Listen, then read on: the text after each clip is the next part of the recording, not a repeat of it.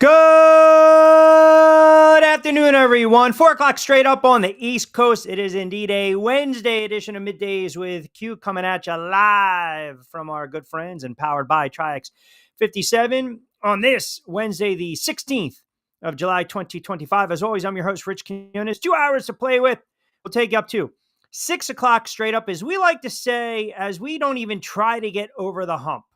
A Wednesday is for therapy. It is a Woosah Wednesday edition of Middays. And basically, if you're just new to the game, this is how we play it. Typically, what will happen is within the first 5 or 10 minutes of the program, some listener, caller, texter, commenter will try to get under my skin. We try to woosah. We try to take a step back and we try to relax a little bit. Now, I can tell you, I'm already in a cranky, aggravated mood on this Wednesday because we got a lot to get into. And again, my crankiness has no limitations. Costco's going to join us at 15. Lloyd Vance, who, oh, by the way, I'm not throwing him under the bus, got caught up, but I think he totally blew me off. Tuesday segment at 5:05 is going to join me. So that already aggravated me. Yeah, the All-Star game last night. Again, full transparency, didn't watch one pitch. I know everyone's up in arms because Schwarber won the MVP and, they went to all these different gadgets last night. I don't care. I don't care. I talked to Steve Gardner about this on yesterday's show. Now, miking up players is always unique and compelling. I would have stayed for that, but to be quite honest, I was in my own world doing some hoop stuff, doing some boxing stuff, prepping for today, and really dabbled into a couple new shows on Netflix, which I am going to discuss on this Wednesday. But there's a couple of routes I want to go today. As I mentioned, Costco is going to join me in about 15 or so minutes. We're going to talk a little SEC. Get in on the conversation. You can always hashtag MWQ. And as always, get social with us at Triax57 on Facebook, IG, and X. Log on to Triax57.com. You can follow me on X and IG at Rich Q and Q. And of course, TikTok, Rich Q on the mic. All right. So with that being said, this is where we're at today. And I have a couple of thoughts on this. I don't know if you guys read it, saw it, glossed over it. The whole, Joel Embiid talking about his NBA legacy and how he wants to be remembered. And ESPN did this 36-page piece on Embiid. And now everyone on X is like, you can't question this man's heart and toughness and discipline and all this other nonsense. And I didn't get into Paul George just yet. And it's not good. He goes under the knife, left knee surgery after a workout injury. He's injured again. Listen, this team, I don't know what it is. I really don't. I mean, is it they just don't take care of the players? It makes no sense. Do the players not actually give a rat you know what about their conditioning, their body? Do they even care? I mean, you had Embiid down, you had George down, you had Maxey all shut down prematurely to recover from injuries. And that was done with the goal of having these guys back on the floor, fully healthy and engaged from training camp. And then you learn things goes off the rails on Monday and Tuesday that George had surgery on the knee after getting injured in a workout. I mean, can this guy walk 10 steps? What are we doing? Can you walk 10 steps without tearing up a knee? Or an ACL or a ligament or something? I mean, wow. All right. So this whole idea that Embiid is all about his legacy and how he's going to be remembered, I think is utter nonsense. I think it's BS. And I think we have every right to question this man's toughness, this man's heart, and this guy's commitment to the game. I don't want to hear this nonsense about, this is a winning player. He's a franchise player. He's unequivocally a great talent when he's on the floor. He is a great talent when he's on the floor. But, oh, by the way, he's missed 452 games in 11 seasons since he was drafted number 3 overall by the Philadelphia 76ers. That's injury prone. Then you get the label of being soft because you're always breaking down. And I know I've had some of these NBA guys, that have covered the team, beat writers and radio guys and media guys, and they probably can't stand listening in right now for me to say this. But he is a soft player, and you have to question the full-on commitment to winning with the Philadelphia 76ers. You just have to. He could be a franchise great. He can be an all-time great. But there's something between the ears, and there's something right here. Right here. I'm telling you right now, he doesn't have it. He just doesn't have it. You can be so good, but you can have zero fight in you, zero dog, zero passion, zero juice, zest for the game. And how about some friggin' heart? Can you play with emotion? Can you play with heart? Can you get up and down the floor? Can you give me 65, 70 friggin' games in a season without falling down the steps and getting hurt? Without trying to go for a rebound and getting hurt? I mean, it's just embarrassing. And now everyone's going to kind of come out and defend him. Why? Because ESPN did a 36-page piece on him? How about peeling back the curtain and looking at this guy's ticker? Because there are some guys that'll fight through pain, fight through adversity. There are some guys that are going to play both ends of the floor. Some guys that aren't going to be front runners. They're going to do whatever the hell it takes to win. And the Sixers, where they've made a mistake, like so many teams make a mistake when they're trying to appease a franchise player, they placate him. They placate him. They let him, again, run amok. Run amok. And please listen to me when I say this. Healthy on the floor, just a dominating player. But more times than not, you don't get that. So you can throw the stats at me, 26-7 before he injured his knee in 2024, averaging 35 a game and 34, compare him with Wilt in 61-62. I don't care. What have you done for me lately? I don't need a microcosm of games. I don't. I really don't. On the floor, engaged, healthy is one thing. Not on the floor, not engaged, healthy, that's another thing. And when you miss close to 500 games in your career, you got to start questioning the availability.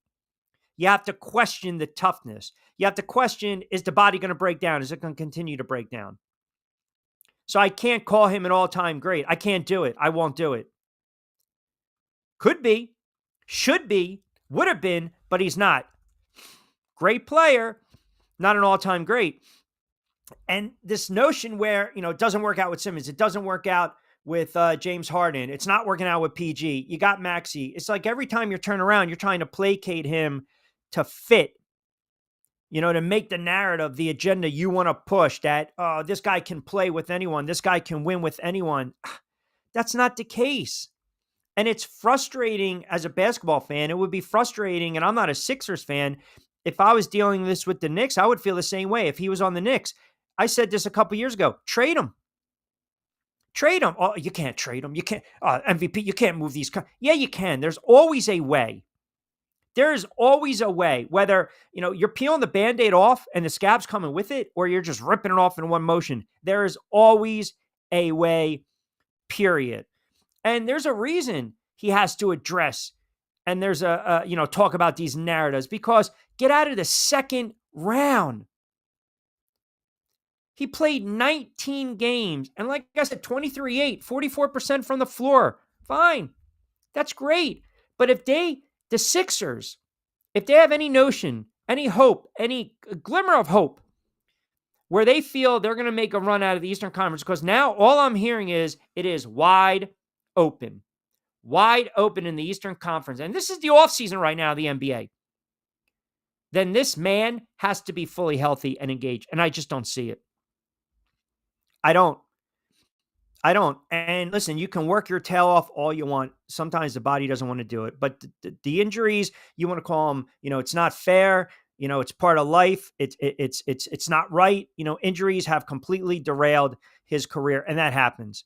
And ultimately, don't get out of the second round. Don't get in an Eastern Conference Finals. Don't get to an NBA Finals. Don't win a championship. The little asterisk, it's going to be, what if with a guy like Embiid. So I'm not going to sit here. And again, he's a front runner. He makes excuses. He does. And I read the article. I did. And I got my notes right here. And he's saying, quote, "It's not making excuses when you're hurt every year and everyone knows it's the truth," he says. Now, do you believe if he was 100%, does he have what it takes to have a chance of winning? I think a lot of people believe that because I've shown in the regular season when I was healthy. Yeah, you haven't shown it consistently. But you do make excuses and you are a front runner. And the Sixers basically bow down to you to try to placate you and give you all the pieces to the puzzle. And it's not working. It doesn't fit. It doesn't.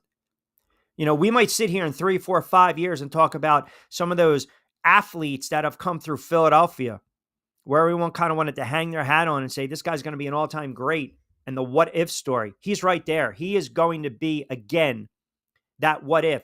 And I mentioned this 2 seasons ago. 2 seasons ago. And I mentioned this on these airways. I mentioned it years ago on the radio down the dial as well in our backyard.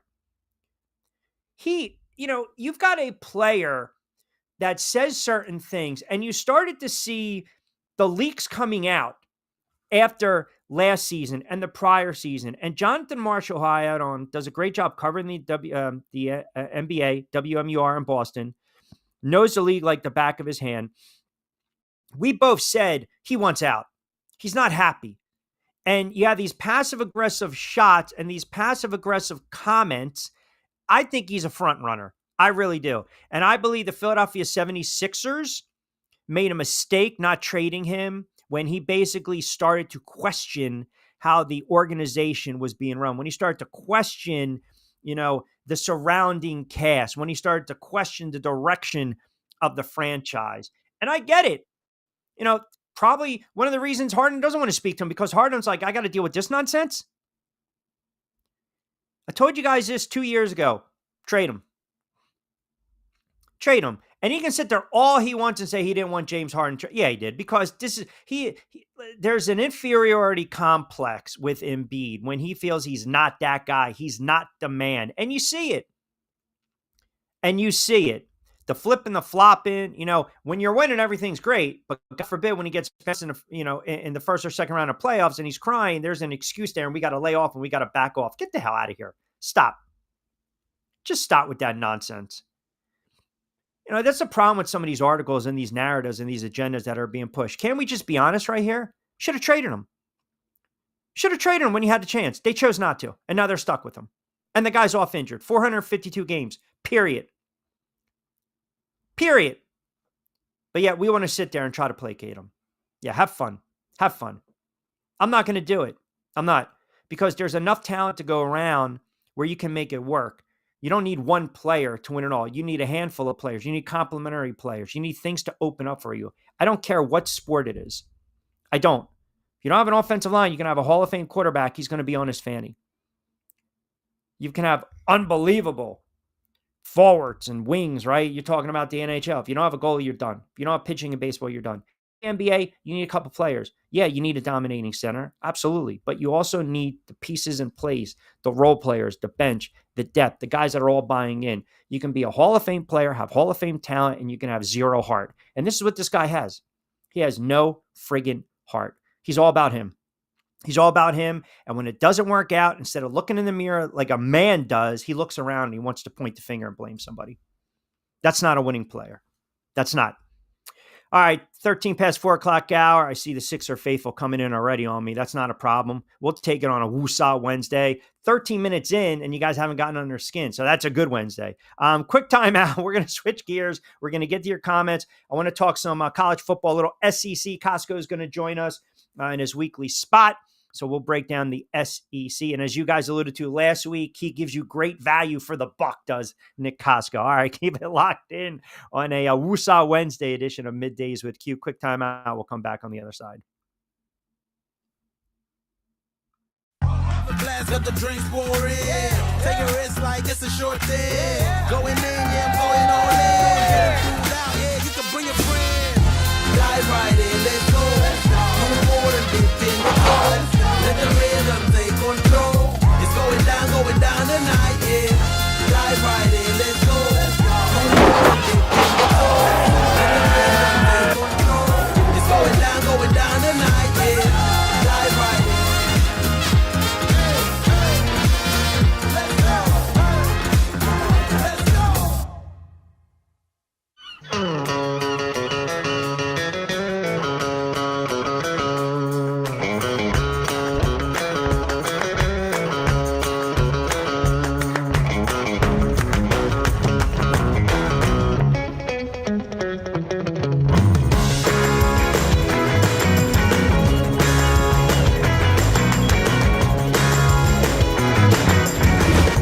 what the Down Beach Seafood Fest is all about. It's about community, it's about friends, it's about culture, right? The food culture in Atlantic County is rich.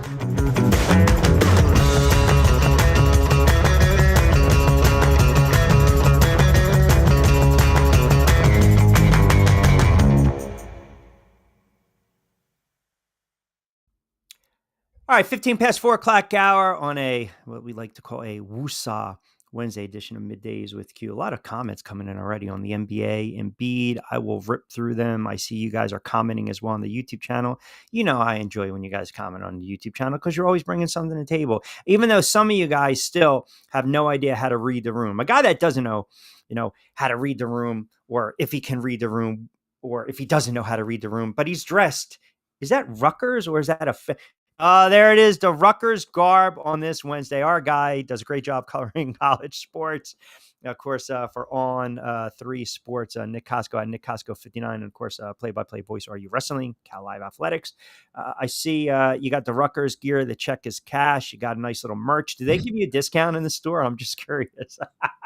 No, I think the wrestling gear is pretty much comped year to year. I was gifted 2 polos and a shirt last year, so I was I was on the good receiving end after media day last November. So hopefully, some good. They actually Rutgers just got their Adidas deal signed up. What was it? I think a month ago. So they were in between vendors, or maybe they're back to, I don't know. Actually, I don't even know what the heck to do. Are they Nike? I actually forget, Q, to be honest with you. But whatever apparel deal they have at this point, I'll take whatever they're going to offer. I believe that they are back to Adidas, though. And before I start spouting off the wrong information, I better check real quick.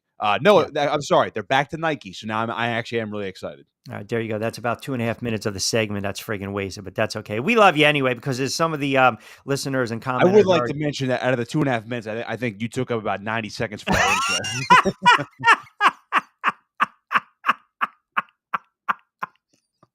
I mean, you're gonna really on a Woosah Wednesday. You're gonna try to get on me. Wow. I mean, that's all right. That's fine. That was unintentional. I think that was that's your own fault.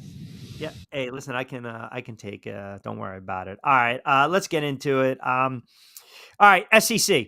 As we kind of continue to look at some of these conferences with the college football right around the corner. So you look at some of these tight odds realistically, and these are via FanDuel. Texas plus 280, Georgia plus 290, Alabama plus 480, LSU plus 700, A&M, Ole Miss, Florida, larger, obviously Vanderbilt, if you're feeling courageous, plus 30,000. Now the favorites coming in, Texas, right? They're the favorite to win both the SEC National Championship heading into the season. Probably says a lot about their talent, because this team lost 14 players to the NFL, and they're still preseason favorites to win it all. So let's kind of take a look at Texas to start things off on this Wednesday.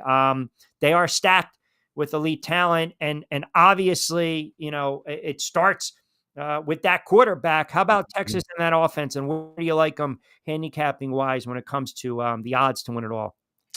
In terms of winning it all, in terms of a national championship, they have to be on the short list for sure. Winning the SEC, same thing. Ironically, Q, it's interesting because, I know there's a conversation pretty much every year, and of course over the last couple of years where, is the SEC the best football conference? Or the SEC is so good, that's why they should have had all 3 of those 9-3 teams in the playoff last year, which I obviously disagree with. But funny enough, Texas could very well lose the SEC. Let's say, just like last year, they could lose the SEC championship game to a team like Georgia and then be in great position to win the national championship anyway, which I easily foresee this year.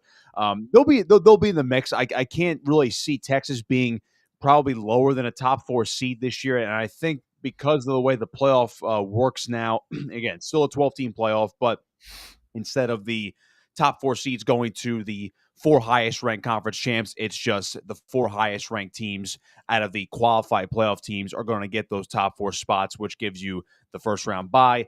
I do anticipate whether if Texas wins the SEC or their SEC runner-ups are probably going to end up being a top 4 seed, at least in my mind. I know they have they do have some tough games this year. At Georgia's one of them. Obviously, they're at Ohio State to begin the season as well. But, to me, Texas, that offense is going to run through Arch Manning. Everyone is on the Arch Manning hype train. At SEC Media Days this week, He had, I think, the most media members around him over any other player, which should come to as no surprise, obviously. When you look at what Arch Manning brings to the table, he's got an arm, he's got the speed. It's basically like if Archie Manning was built in a quarterback lab in the modern day, essentially, but he has the football IQ of obviously both of his uncles, his father Cooper. So he's basically like the best of everybody molded into one player. But the thing is, he's only made 2 career starts. Now, is that going to translate to great success on the field? Well, he certainly looks like he can be a great quarterback and the best quarterback in college football and be a future number 1 overall pick. But everything's going to run through Arch Manning this year. Now, the way I look at it, Q, I think he's going to be really, really good. Does that mean he's going to be a Hall of Fame quarterback this entire season? Not necessarily, but I think he's going to be very good considering he's got guys like Trey Wisner, C.J. Baxter. Those 2 running backs are back in the backfield, junior and sophomore respectively. Ryan Wing was a wide receiver that people need to know if they don't know him already. So, and then the offensive line, I knew that they did some shifting. I believe they have a transfer up front, if I'm not mistaken, or I might be confusing with a different position, but still, I know the offensive line obviously had to shift personnel considering the guys that were just drafted this past spring as well. But that offense will go as far as Arch Manning will take them. He obviously has elite talent around him. And, of course, having a coach like Steve Sarkisian is certainly going to help out. But it seems like everyone's banking on Texas to be the team this year to win the SEC, win it all. Yes, they were really, really good with Quinn Ewers at quarterback, but with 2 years of development and now it's his time to shine, Arch Manning could very well be that X factor in saying, all right, they're going to get over that semifinal hump, get to the title game, and perhaps win their first title in 2 decades. Yeah, I mean, listen, he's going to get tested pretty early to open up the season, right? They open up against Ohio State. I think that's August 30th.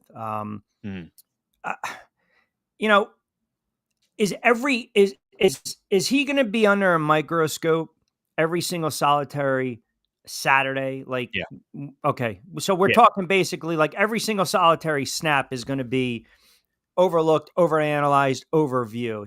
Without a doubt. I don't mean to cut you off, No, go ahead. But when you look at, you and I have talked about Deion Sanders for 2 years now. I mean, again, I think the over analysis, I should say, before I start making up words here, of Deion Sanders is probably by the wayside now, but we're still going to look at pretty much every game. We're going to talk about him every week for the most part, but not to the level it was those first 2 years, considering what he brings to the table as a head coach. And obviously, the last 2 years, he had his son at quarterback in Shadur Sanders, and of course, Travis Hunter, 2-way star who ended up winning the Heisman last year. But Arch Manning, because he plays the most important position in football, arguably the most important position in sports, coming from the family that he has, with Eli and Peyton, of course, as his uncles. Cooper was a good football player until he had to medically retire. And, of course, Arch, you don't have to explain to everybody what his family name means. But because of the family pedigree, the recruiting hype that he had coming into college, the fact that he did not transfer from Texas, and he even said, I didn't want, that wasn't even on my mind at all. I had no desire to leave, even though I had to sit for 2 years. 1 year was understandable. And then last year, like, especially this day and age with NIL and the portal, you're like, Arch Manning could make bank at any other school. He probably could have went to Alabama, who heavily recruited him, Georgia, who heavily recruited him. Those are the other 2 finalists. It's like he could have said to those 2 programs over the last 2 years, or even before, let's just say before the 2024 season, or after he sits for 1 year, hey, I want to go to Alabama. Kirby or Nick, I want to come here. Or actually, this is after the Saban's retirement. Kalen or Kirby, I want to come here, and they would take him immediately. So the fact that he has all this built-up hype for 2 years, I think that's the reason why when we're talking college football every week, it's going to be like, all right, what did Arch Manning do? Oh, Sure. he played really well. But did you see those 2 throws that he really Right. Those missed throws are going to cost them in the playoffs in 10 weeks. And yes, the first game being against Ohio State on the road, that game's going to be overanalyzed. That's my point. Right. That's my point. Whether they win or lose, Q, if they win that game, it's like, Right. I don't think anybody's going to get off the Texas is going to win the national title hype train, Right. as well as Arch Manning's going to win the Heisman. I would think, personally, if they win that game on the road, he's probably going to play pretty well, barring something unforeseen. Or if they lose, they're going to say, well, maybe Arch really isn't that guy. You know what I mean? Yeah. Maybe it's not Texas's time, even though it should be. And it's like, maybe they'll never get back to the mountaintop. Yeah, until he comes back and he throws for 350 in 3 straight weeks against San Jose State, UTEP, and then Sam Houston. Then all of a sudden everyone jumps back on it. That's why I think that, that game That'll be on Fox August 30th.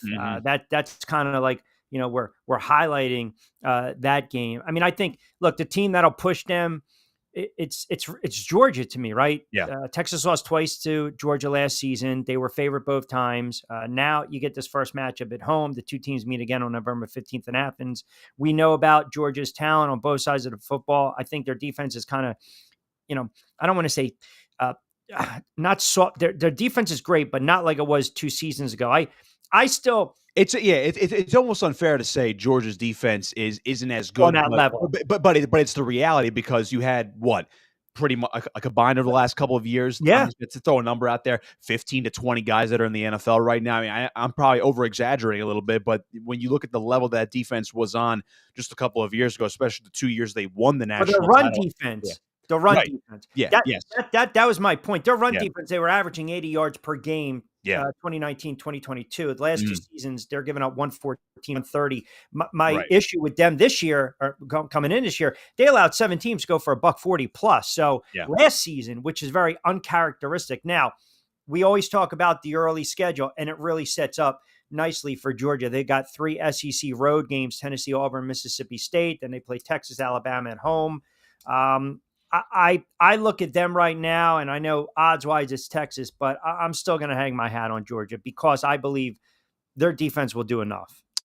Yeah, I think it's going to hinge on the defense, and of course, everyone has their questions about Gunnar Stockton at quarterback. And you can look at a Carson Beck who transferred to Miami, and again, he got a big NIL deal, as we've discussed over the course of the offseason. Where what does that mean for Miami? And I'm sure we'll dive into that next week or the following week when we're talking ACC football. But Gunnar Stockton got his opportunities last year. Wasn't great, but it's like, what do you expect? Because he had to come in spot duty for the SEC championship game. Then all of a sudden, his first start last year was the college football playoff quarterfinals against the hot Notre Dame team, which basically stifled them with their defense. So it's like, all right, what do you get out of Gunnar Stockton? Yes, they have skill guys. Yes, they have a really good defense. And yes, they probably arguably have the best college football coach currently right now in Kirby Smart. Now, I think there's going to be growing pains a little bit with Gunnar Stockton. Now, they do have a little bit more offensive talent, such as a guy like Zachariah Branch, who transferred in from USC. Very exciting wide receiver, a dynamic guy, very fast wide receiver, also a really good return man as well. So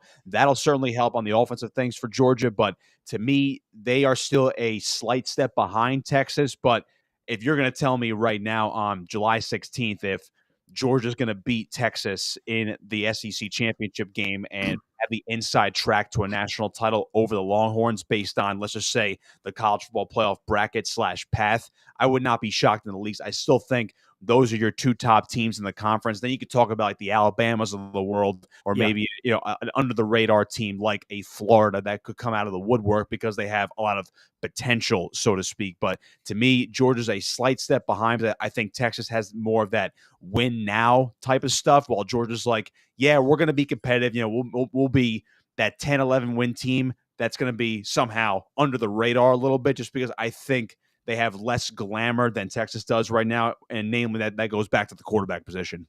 Yeah, right. I mean, listen, if he's the real deal, then they should be playing in their 8th SEC championship game in the last 9 season, right? It always comes down to the quarterback. I mean, that's just how it is. Nick Costco kind enough to join us at Nick Costco 59 does a great job college sports for On 3 Sports, play-by-play, RU Wrestling, of course, Cal Live Sports. He'll join us on Fridays too, football Fridays. We'll talk a little high school in the area. All right, so as we kind of keep going down, you mentioned the aforementioned Crimson Tide at plus 480. It seems though the betting market, Nick, is pretty high on them. Plus 480 to win the SEC.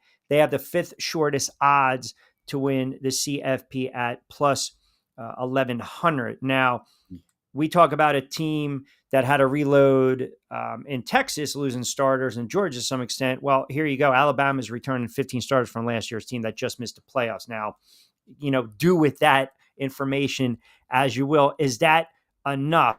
I mean, do you questions with the quarterback, right? They're breaking in a new quarterback. The kid Milroy goes to the NFL. So again, now you're looking maybe about a different offense. Can the defense pick them up? But I did mention those players that are returning. I mean, do we overvalue Alabama because they're Alabama, or you kind of plus 480. Okay, I'll take a flyer on that. I think they're definitely going to have an opportunity to compete against Georgia and Texas. I think we overvalued Alabama last year simply because it was Alabama, and I think people may have thought that Kalen DeBoer would have a more seamless transition with the Crimson Tide last year. Now, granted, they did lose some guys via the portal, and namely Caleb Downs, who went to Ohio State. Of course, we know how good he is in the secondary, being a freshman All-American for Alabama. Then, of course, going to Ohio State, helping them win a national title last year, probably going to be a top 10 pick in 2026. So I think when you get a guy like Kalen DeBoer, who led a Washington Huskies team, albeit a loaded team, Rich, but, Michael Penix Jr., of course, they had 3 NFL wide receivers on that roster as well. I think when you see a guy like that win a playoff game, beating a Texas, beating a guy like Steve Sarkisian head to head with Washington, and then, what they end up going up against a freight train that year. Wherever you think of Michigan from the 2023 season, that team wasn't really losing, Right. regardless of what you think with the sign stealing stuff. But I think everybody looked at Kalen DeBoer was like, well, this guy wins everywhere. D3, his other stops in D1, as far as the way he climbed the coaching ladder, and of course, obviously coaching Washington to unprecedented heights when they got to the national title game just a couple of years ago. So I think they thought, utilizing his offense and the guys that he could bring in to implement, a different type of style to Alabama while still using some of the old Nick Saban influence last year. You're like, okay, Jalen Milroe, really good dynamic. He's a dynamic quarterback. Obviously, he was drafted this year going to Seattle, and he had his moments in 2023. Kind of regressed a little bit last year, but still had his moments in 2024. But people were probably thinking, yeah, this guy can make something out of nothing. But then they had some uncharacteristic losses last year, namely to Vanderbilt, which was the big upset. Then obviously that horrible game they played against Oklahoma. I think it was 24-3 in the second to last week last year, which ultimately cost them the playoff spot just last season. So if you say, let's just, you can play the what if game all you want, but they were maybe a few snaps away last year from being 10-2 and then definitely getting into the playoff, because there's no way you're leaving out a 10-2 Alabama team from the playoff last year. I think this year, with more of what DeBoer wants to do with his program this year, going in, getting that year 2 jump with Alabama. I think they were overvalued last year. Again, that's my long-winded answer to saying that I think they are in a better position to win the SEC this year, get to, make a run in the playoff. Obviously, they have to break in Ty Simpson, who's been, developing behind the scenes at quarterback for the past couple of years. I know it's a three-way race right now, especially with that freshman Keelan Russell is really exciting, but it's going to be Ty Simpson. I think he's more quarterback ready right now. Jam Miller's back at running back, which definitely helps. Isaiah Horton transferred in at wide receiver. Let's not forget, obviously, the star wide receiver, Ryan Williams. We talked about Jeremiah Smith over at Ohio State. Ryan Williams just as nearly good at wide receiver, only a sophomore. Of course, he's one of the video game cover athletes this year. And, of course, they have Caden Proctor at tackle, who's probably going to end up being a first-round pick next year anyway. So the offense is right there. They brought back a lot on defense and a lot of veterans on defense, a lot of seniors, a lot of juniors on that defense. So I think it's really looking good for Alabama this year.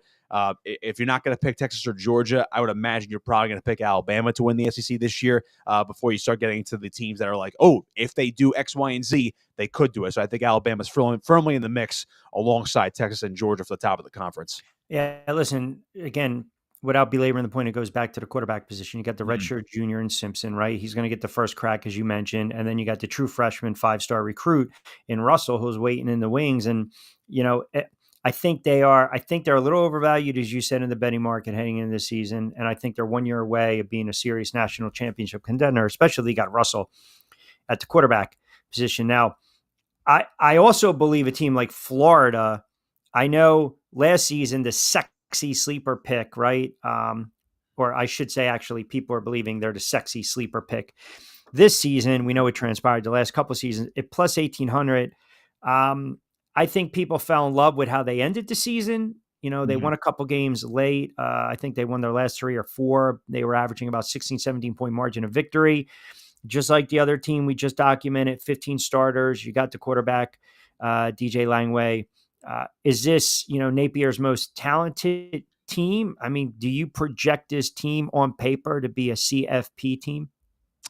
It's very tough to say because you look at their non-conference schedule to open up, Long Island, South Florida. I believe we talked about this maybe about a month ago where, you shouldn't lose these non-conference games this year. Yep. But they also have a tough LSU. schedule again in the SEC because, they have to go to LSU. No easy task right there. And LSU is everyone else's darling in the SEC or dark horse.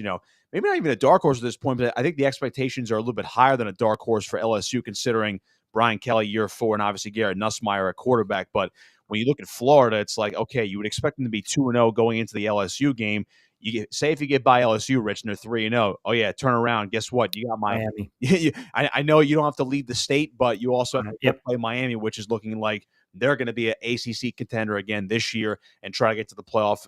For under Mario Cristobal, they do host Texas, which does help, but they're at Texas A&M.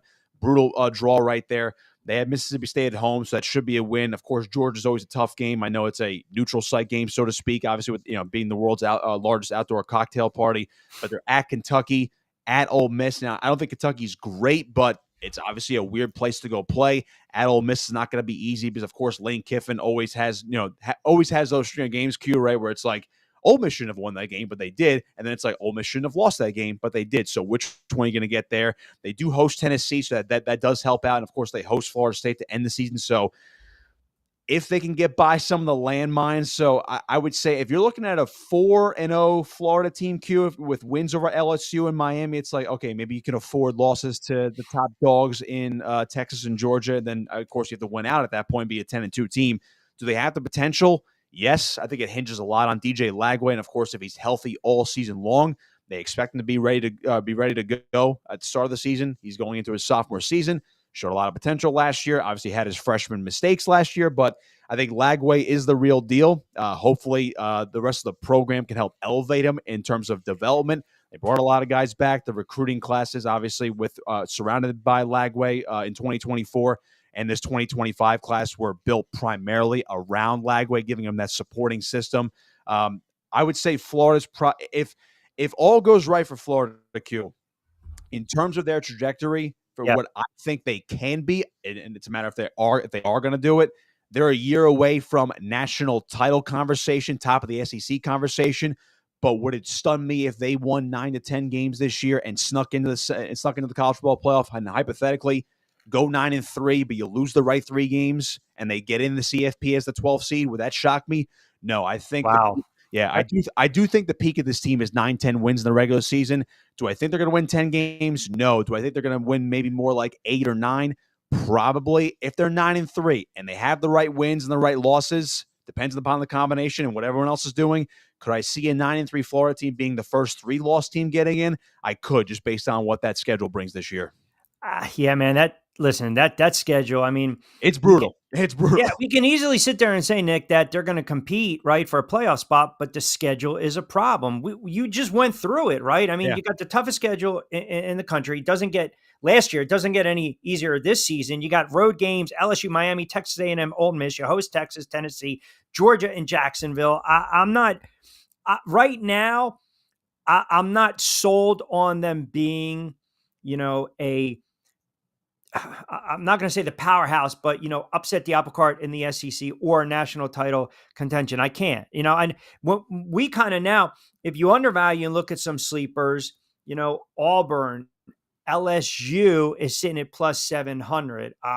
Kentucky, right? We can get to their win total in a moment. Give me a sleeper pick. Well, here, how about this? So Scott says South Carolina is my sleeper. What's your thoughts on South Carolina? They're interesting, and I think they're probably similar to Florida in the sense that it's going to hinge a lot on what Lenore Sellers does at quarterback. He's a freak athlete. And I think I've written that phrase, I don't know, upwards of maybe 50 times over the course of the last 6 months. Talking about referencing back to what South Carolina potentially has at quarterback. He's a freak athlete. He can run you over, he can gun it down the field. He's blazing fast, and he can be accurate, most of the time. The Sellers is a guy who, if you unlock his full potential, he's probably in the Heisman conversation. South Carolina, to me, similar to last year, where it's like, are they going to come on too late? Are they going to be able to close out some of those tight games? Or can they avoid controversy? I know the LSU loss last year is really bugging the heck out of South Carolina fans from last year. Virginia Tech to open up the season. It's at home, though. They do have 3 straight games at home, and they should be 3-0. Let's just say Virginia Tech. South Carolina State. Then they do have Vanderbilt at Vanderbilt. home. They're at Missouri. Missouri, who knows if they're going to be as good as last year? I don't think so, but at Missouri is a tricky spot to play.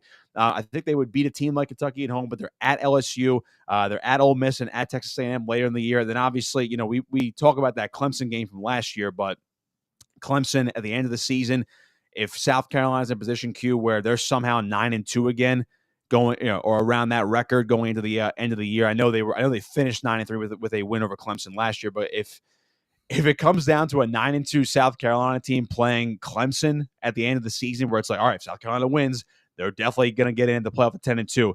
Guess what? I'm going with Clemson this year. I think Clemson is probably one of those national title contender teams that you're going to be talking about there. I think they're the ACC favorite, and of course, we'll dive into the ACC another time. But to me, South Carolina, they need to really get on a big run early to really bank those wins. Namely because they're going to have to go to they have to go to Ole Miss and they have to go to Texas A&M in November. But again, they're going to play Alabama and Oklahoma, but that's going to be at home. So maybe it's maybe breaking right for South Carolina, but until I see it, because of what I saw last year and the outcry of like, oh my God, the schedule they played, they should get in. They deserve to get in, even though they have 3 losses. I think I'm still a little anti-South Carolina right now. I have to wait and see if they're going to be set up in position to get to that 10-win mark by the end of the year. I don't see it. I think they're still more of like a 7-9 win team ultimately by the end of the 2025 regular season. So I'm out on South Carolina right now to win the SEC and make the playoff, but they are I can see why essentially people would say, yeah, that's my sleeper team, but I can't quite go there yet. Yeah, you bring up some interesting points. I just think it's a very tough, it's one of the toughest conferences in football. The schedule makers, they're never favorable with some of these teams. They're just not. I pull it up, Kentucky, we know they've been bad over the last several years. Their win total right now, and again, just from a betting standpoint, I think it's sitting at 4.5 minus 102. So it's a little juice to the over. That's not bad, but it kind of feels like the bottom's about to fall out. I mean, you got a head coach who's on the hot seat. They're 7-18 in the SEC since 2021 Citrus Bowl win, right? And now they're coming off 4-8 campaign. I mean, can this team find a way? I looked at their first couple games: Toledo, Ole Miss, Eastern Michigan, South Carolina, Georgia. If they lose to Toledo, they're losing Ole Miss. Even if they're Eastern Michigan, maybe they win that, then they lose to South Carolina, they get waxed by Georgia. I just don't see it. I think they're due for a very long down year. But with that being said, can you find a path to 5 wins? Find a path to 5 wins. So let's break this down right here. And again, Mark Stoops had his worst year since I believe his first season, I want to say, in 2013. And I know they were 2-10 in his debut season. And I'm looking at it right now. Yeah, that was their worst win total. If you take, even with the 2020 season, the shortened season into account, they were 5-6 that year. So to me, this season either is a bottoming out of Kentucky, and the Mark Stoops era is going to be over after a decade, or we find that path to 5 or 6 wins, and maybe they sneak into a bowl game. So the way I see it for Kentucky is, ideally, you have wins over Toledo and Eastern Michigan. Those are at home. There's your 2. Yeah, that's 2 right there. You have Ole Miss at home, so I can't totally rule it out. Again, I mentioned the Lane Kiffin games where it's like, how the heck did you lose that one? All right, we'll give them 3. Yeah, let's not forget. And then you're going to give them Tennessee Tech. Yeah, let's not forget with Lane Kiffin, by the way, as a side note. He had Jackson Dart for the last couple of years. Now, Austin Simmons is a freak quarterback. Big lefty, skipped 2 grades in high school, and like he seems like he's going to be like the next real deal type of quarterback for Ole Miss. But it's like, you don't have an established quarterback. You lost a lot of talent. Is Lane Kiffin going to have Ole Miss in position again to win 9 or 10 games like he has over the last couple of years? It's basically a new era, so to speak, of Lane Kiffin's Ole Miss. So I'm not really sure. So maybe that's a game where Kentucky picks them off. But let's say for argument's sake they don't win. They only get wins over Toledo and Eastern Michigan. To me, you're 2-1 going to the South Carolina game. You're probably going to lose to South Carolina and Georgia. So you're 2-3 going to the Texas game, which is at home, 2-4 to me. So halfway through the year, you're 2-4, and you need 3 more wins out of your last 6 games to get to that 5-win mark. Tennessee, maybe, because that's at home, so maybe we can give them that. Maybe they steal one against Auburn, so that's 4-4 right there. I don't think they're going to beat Florida. 4-5, Tennessee Tech. There's your 5th win. They're at Vandy and at Louisville, so I think there is a path at Vanderbilt and at Louisville. You know, people are going to scoff at Vanderbilt, but they have improved under Clark Lee. So to me, you know, I don't think they beat their rival in Louisville this year. That's just me, but I think there is a path to 5 wins. But you have to be Toledo and Eastern Michigan and get that win over Tennessee Tech, baby. Otherwise, it's going to be a long year here for the Wildcats in 2025 and probably the end of Mark Stoops. I agree wholeheartedly. I might have to ban that Rutgers shirt. The Rutgers little faithful come out, right? Man says, side note, shout out to Costco with the C for not keeping banker hours. Michael says, that's a great shirt because he's an RU guy. Man goes on to say, punctual, eloquent, articulate, succinct. Well done. This is what happens. They go back and forth, right? You know, you got Beetlejuice in there. Ever the Broncos, Rutgers, or Penix is discussed on Middays, he magically appears. By the way, De Facto had a good comment I wanted to, before I let you get out of here. What happens to Cincy with Stewart? I think it's right now potentially going back to college, or since he just screwed, is Texas A&M going to be that much better with Stewart? I mean, it's very weird that this kid's not signed, and there's, you know, the agent came out. There's a dispute right now with him and Cincy, and isn't over. It's not apparently. It's not over money, right? They're talking about the rookie wage scale that was implemented in 2011, the CBA. He's full and guaranteed 4-year contract at 2025. His 17th overall should be worth $18 million, which includes about $10 million. So the disagreement is over the language in the contract, which would trigger the voiding of his salary guarantees with a breach or default by him. Mm-hmm. So, I mean, I don't know. Do you have anything, anything, you know, the latest on that situation going on with this kid? It is kind of wild. And I saw that report this morning from, you know, I believe that's, I think it was from one of my former employers. So, to me, I don't think there's, I don't think there's much to it, to be honest with you. Because well, first of all, it would be an unprecedented situation. So if it actually happened, would I be stunned? Yeah, probably not, because this day and age, I'm not shocked by anything when it comes to anything college athletics related. So, like, I mean, he didn't sign a contract. So on the surface, you're like, well, he didn't sign a pro contract, and it's like, could he go back to college? The current NCAA rules would prevent him from doing so. So I think I followed up and I read something. I believe Mike Florio might have wrote it. I think it was from Pro Football Talk, where it was something along the lines of, like, if he's going to get this rolling with his agent, and I guess this is where, you know, you have to get lawyers involved. To quote the great Andrew Brandt, there will be lawyers. Right. You have to get this rolling now, because it's the middle of July. Training camp starts in 2 weeks for the Bengals, if not, you know, a little less than 2 weeks. So it's like I couldn't personally. I'm going to put it at, because again, anything's possible this day and age. I'm going to put it at a 0.01% chance that he actually is able to go back to school and play for Texas A&M this year. And I think the term, based on conflicting reports that I've read, him actually working out with the team right now is a very loose term. I think he's just there. Maybe he's just keeping himself in football shape. It's not, I don't think it's necessarily. Well, you don't want ambiguity. You don't with the language. You got to remove all doubt, because the devil's in the details with these contracts, period. Right. And I think ultimately he will get a deal done with the Bengals. That's just my educated guess. Okay. That's not any inside reporting. I don't have any insider information on that as far as the NFL is concerned. But I think he ultimately will play for the Bengals this year. Or ultimately, could he just hold out his entire rookie year? We've seen crazy things happen in the pros. We've seen crazy things happen in college football. So is that a possibility? Sure it is. But as far as him already getting drafted in the first round, and the fact that he legally cannot go back to college football right now, I do not see him going back to Texas A&M and playing 2025 in College Station. I think it's Cincinnati or bust right now.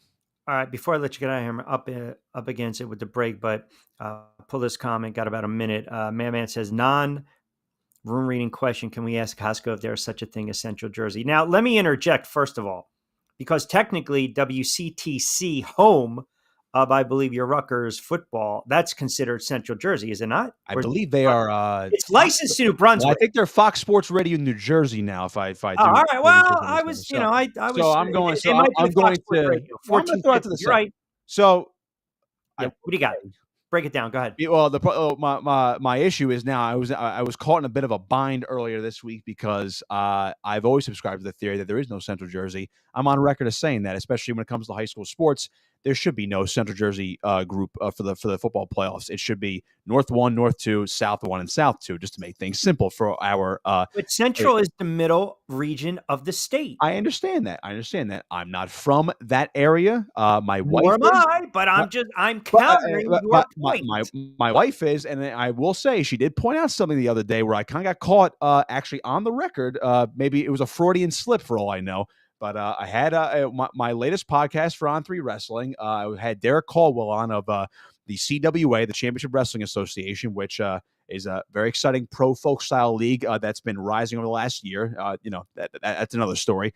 But because they have a big Jersey and PA presence and also New York presence, they're doing an event in August in Toms River, okay, where my wife is from, where I have been before, and I have broadcasted in that arena before on the campus of Toms River North High School, the RWJ Barnabas Arena. That's North. I said the Central Jersey area. Now, granted, I said Central Jersey on the record, on the air, so maybe I just backed myself into a corner right there. But I can also make the argument and say, I said to me that means the central area of the state, and I never actually clarified if that meant Central Jersey or not. To me, it's still north and south. But it's north and south. Now, I will say this: the central region, technically, you got Hunterdon, Mercer, Middlesex, and Somerset. You mentioned Toms River, and then you got Jackson. You keep creeping up. Now you're also talking in the Freehold area, which is about 2.5 hours away, right up the expressway. Oh, the turnpike is, Mike Dawn likes to say, on the parkway. I've always said Trenton's your dividing line. Trenton's right in the smack dab middle of the state, if you actually look at the map. Man, look, this is the way we break it down, north and south. That's it. Cut it. And this is, there you go. There's no Central Dakota. There's no Central Carolina. To be fair, there's North and South. Yeah, to be fair, there's a Central America. But isn't there like a North Carolina Central A&T or North Carolina A&T Central? But I don't want to get into. I mean, that's why it's the same thing when someone says the Jersey Shore. It's the beach.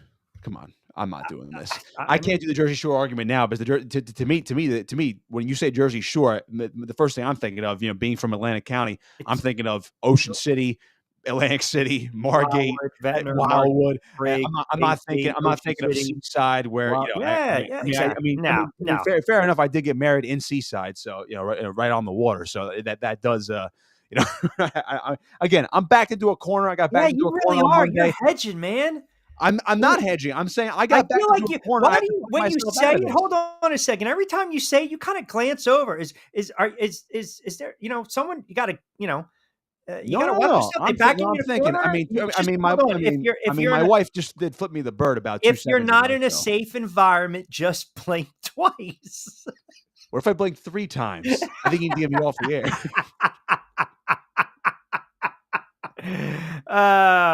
All right. What do you want to hit next week? She got me. Yeah. She got me. But I am gonna fight the good fight. I will fight myself out of this. I don't care how long it takes, but I will fight myself out of this for a couple nights.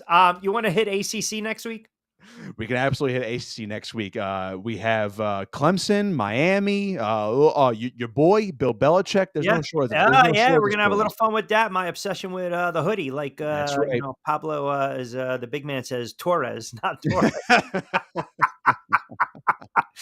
All right, brother. I always appreciate you. Everyone give Nick a follow at Nick Costco 59. It does an outstanding job. And as we like to say, a lot of value for the buck with Mr. Costco with a K, not a C. Always appreciate you, brother. Thank you. Appreciate it, Rich. Thank you. All right. You got it. There's my guy, Nick Costco. He's fantastic. Yeah. I'm not a fan of the Seaside Heights. I'm not. Or Seaside Heights, pardon me. Isn't that, Jersey Shore? The Jersey Shore, which is like season what? 20-something? Let me get to some of these comments that you guys were talking. Oh, a lot of Sixers fans coming in. Let's see. Madman starts off. This had to be what? I would say probably 3:59. Banker hour seems to be contagious. Let's go. I just found out about this mini home run derby during the All-Star game. Hard pass. Horrible. Embiid's heart. I don't know what I said there. Yeah, comical. What, me? Are you referencing me because I question Embiid's heart? Embiid is too concerned about ordering Shirley Temples. He stopped doing that. De facto wants to know a non-read the room comment when I'm talking Sixers are going on a great rant. Who wins the fight, RG3 or Jack? Yeah, they've kind of gone back and forth, have they not? I think what Shaq say? He was going to pop him in the mouth, right? Right? You know, he threatens to punch. I think it was over that Angel Reese social media post. Everyone, settle down. Settle down. I mean, some of the stuff you should not, some of the stuff is just wrong. Some of these comments, to be quite honest. I mean, if that's how somebody really thinks, I don't have time for that kind of nonsense. I don't. You go out and you make derogatory, you speak in derogatory terms, or you come off as a racist or a sexist and disparaging remarks, then yeah, I mean, you're a clown, and if you say the wrong thing, you should be popped in the mouth. Seems like calculated an interview to me and Embiid once out. Yes, I felt the same thing. I never felt that he is 100% all in. Scott had my doubts when the MVP meant too much for him. He's not a winning player. He's just not. He's not a winning player. And after a while, you got to just say, boom, right? No. Embiid is comical, no heart. Yes. Thank you. No. Still love. All right. Fast approaching 5:00. Hopefully, I don't know. I felt Lloyd kind of blew me off yesterday. He knows it's a Tuesday. It's a 5:05 spot. I'm sure he's listening in right now. I'm sure there's going to be some type of juice, some type of excuse. I don't know. Kevin C chimes in. Q, why do Rutgers fans chime in when you're talking friggin' SEC football? It's a great question. That's a great question. I don't want to call out any Rutgers fans because Nick is a Rutgers guy. Nick eats, breathes, and lives Rutgers. That's his squad. That's where he went to school. Loves Rutgers football, Rutgers wrestling, loves the Rutgers, the Scarlet Knights, the Rutgers Red. We're talking SEC football, and I got Michael coming in with the RU chants. Kevin's 100% correct. 100%. That at that moment, now we're starting to creep into the territory where some of you guys are not reading the room on a Wednesday. Even though it's a Woosah Wednesday, you're not reading the room. It's a really bad look. That's a really bad look. I'm a little disappointed. I would say this. I'm not one to call anyone out, but I would expect a little more from that section of the corporation, because you've got 4 or 5 guys that get it. And then once in a while you got someone from the C Corp that decides to go rogue, and you're blasting with the RU comments. That's ridiculous. That's not good. No, he does not. Costco is all about the, I think Costco does, he does, what does he practice? Does he practice? Not jujitsu. He does a lot of grappling. He's got that wrestling background. No, Nick's a strong kid. He does not partake in the unhealthy food. He does not partake in the unhealthy food. Either do I. I start it and I can't, I have my moments where I go straight black coffee. I can't do it. I just can't.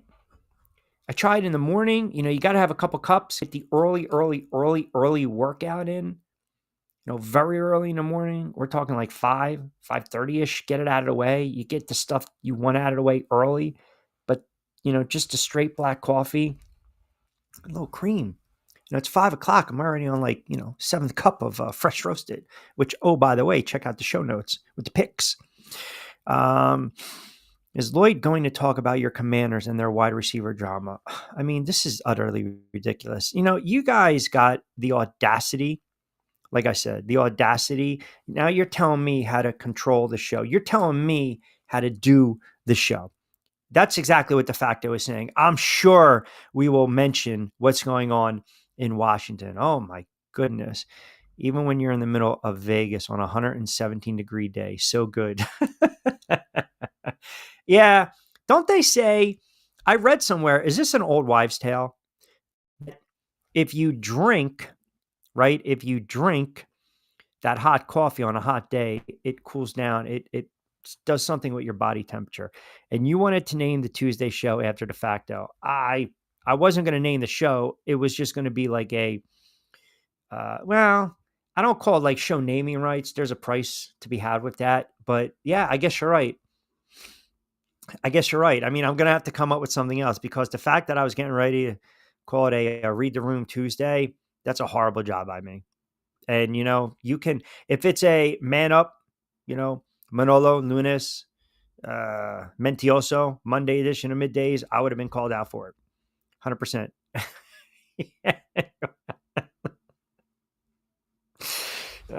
Somewhere Art Vandelay is absolutely smiling. All right, 16 to books, 5 o'clock straight up, quick timeout. Hopefully we'll have Lloyd Vance on the other side. The glass got the drinks pouring. Take a risk like it's a short thing. Going in, yeah, I'm going all in. Get it cool out, yeah, you can bring a friend. Dive right in, let's go. Move forward and dip in the flow. Let the rhythm take control. It's going down tonight, yeah. Dive right in, let's go. Move forward and dip in the flow. Let the rhythm take control. It's going down tonight, yeah. Dive right in.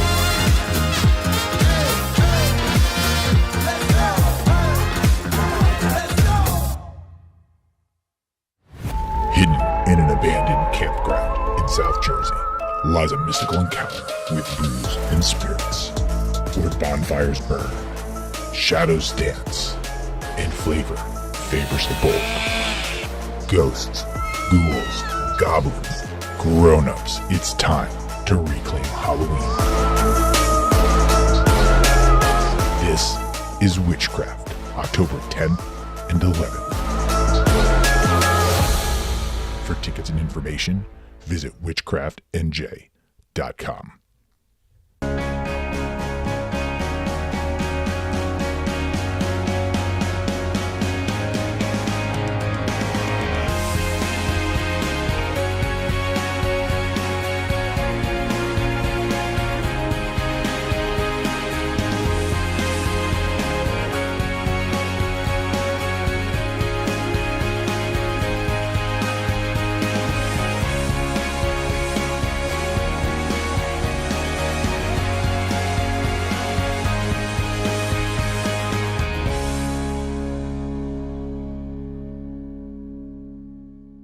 Hi, I'm Bruce Pascoe. I'm very fortunate. Years ago, I found something that I genuinely like to do, and it's something that helps other people. What I do is help people transition from traditional health insurance into Medicare. I've been doing it here in Atlantic County for more than 20 years. If you're getting ready for Medicare, call me for a free consultation.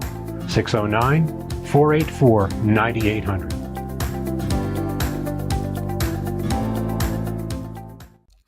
All right, 5 o'clock straight up on a Woosah Wednesday edition of Middays with Q right here on TriX57 on X, on YouTube, my YouTube channel, TriX57 Facebook, and TriX57.com. Rich Quiñones here. We'll take you up to 6 on another hot and steamy 16th of July, 2025, Woosah Wednesday. How long does it take for you guys to get under my skin? De facto is getting there. And I'll tell you this, if Lloyd doesn't pop on at 5:05, we might have to do something very unprecedented. I don't want to have to do it, but we might have to do it, if that makes sense.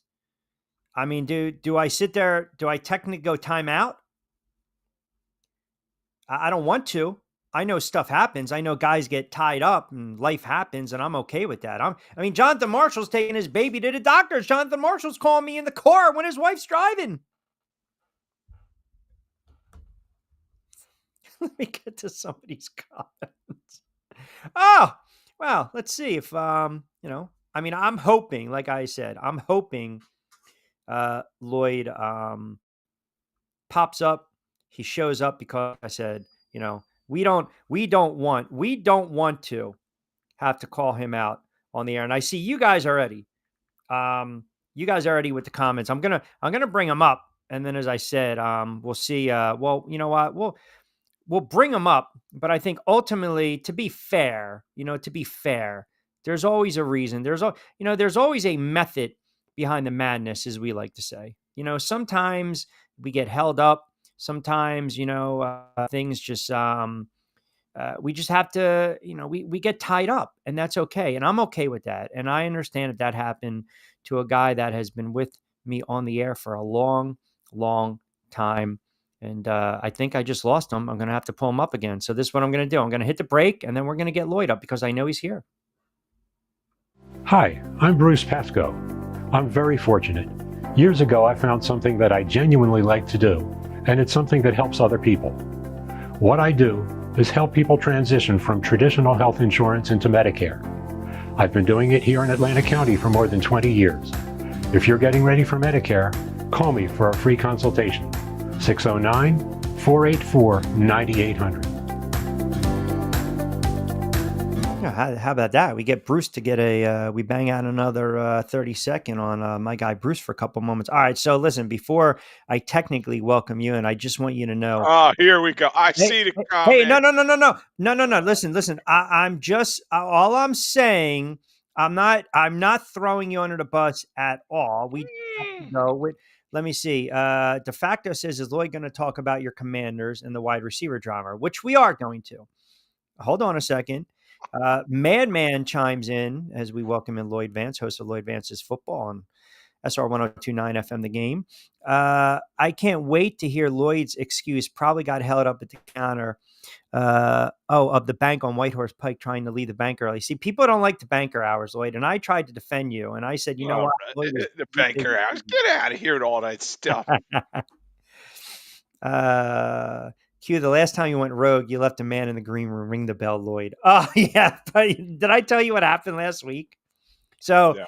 I told Angel, jump on Friday, right? And I told him 5:05.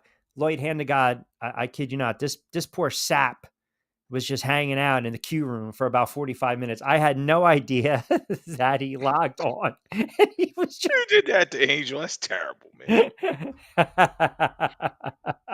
I can't help it. But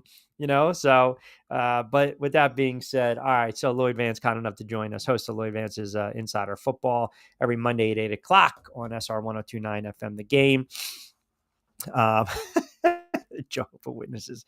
You guys are too much. All right, so let's get into it. A couple things. Did you hear the comments? I guess Sirianni gave a little pushback on the agenda, the perception, the narrative that Jalen Hurts was carried by the offense and Saquon and the offensive line. I mean, there's nothing wrong with admitting that you have a great ground game to help carry you, right? I mean, is this just say, hey, you got a quarterback, a Super Bowl winning quarterback, an MVP, a Super Bowl winning head coach, and the head coach is going to go back to the player because there are some people that still think the quarterback is not on that level just yet. Yeah, it's something we talked about a lot on my show on Monday, and it's like the disrespect to Jalen Hurts is just kind of ridiculous. And kudos to Sirianni for kind of sticking up for his guy. These lists, they're just to cause debate. That's all they are. When you look at some of the guys that were ahead of them, I mean, Justin Herbert and even Stafford, Goff. I mean, it's just ridiculous. Yes, we can all probably agree that Mahomes, Allen, Jackson, maybe even Burrow are ahead of him. But, you got to give some respect to the quarterback that won the Super Bowl, was the MVP in the game. He played very well in that game. Outdueled Patrick Mahomes, who's number one, and just go from there. But he's a winner, you know what I mean? And the good thing about Hurts is he doesn't have those rabbit ears. Quarterbacks that I knew in the past, they hear these things, they take it to heart. You know what I mean? And McNabb was the worst. McNabb was the worst. I was kind of alluding to that, and he just he puts his head down. He's going to go to work, and I'm sure he'll be at training camp. I think they're reporting July 22nd. And he'll be ready to work. So it's a lot of talk. I know some fans get offended, and there's all this Eagles hate sometimes out there, but he's a winner. I mean, he just dominated in that game. And yes, it's not textbook in terms of, you got to include his running. You know what I mean? 100%. And his rushing touchdowns. Yeah. You got to include that in his package. So I say he's in the top 6 or so, but they shouldn't have ranked him behind Goff and Herbert. But there, like I said, I think Chris Sims just has this personal, I'm not going to say vendetta, but agenda. There are some guys former players that just have certain agendas towards other players, especially quarterbacks, like quarterback on quarterback crime, because this kid's already done more than a guy like Sims or an RG3, have done in three careers, right? I mean, so it gets annoying after a while. I still I look at this Eagles team, and if Hurts puts up, just Hurts like numbers, doesn't turn the ball over, they come out of the gate, they beat Dallas. Hell, they go on the road and they beat Kansas City. They beat the Rams, the Bucks, the Broncos. They got the Giants. I mean, they can either have this 6-0, 7-0 kind of start, or maybe they struggle a little bit offensively. It doesn't mean that he's a bad quarterback. Like, you have to kind of put it in perspective. Is the line breaking down? Is the defense getting exposed? And I say all that to say this.